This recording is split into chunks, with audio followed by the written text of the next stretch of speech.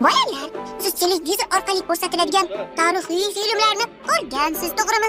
Ana shu filmlarda xonning farmonlari haqida ot mingan jarchilar jar solishadi. Reklama eng zo'r tarqagan joy bu bozor hisoblangan.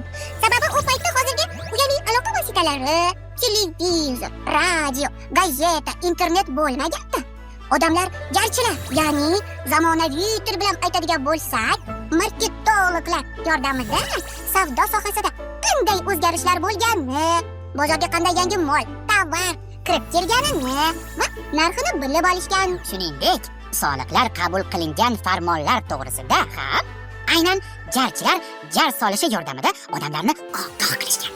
Buyuk sohibqiron Amir Temur ham bu san'at turidan foydalangan desam ishonasizmi?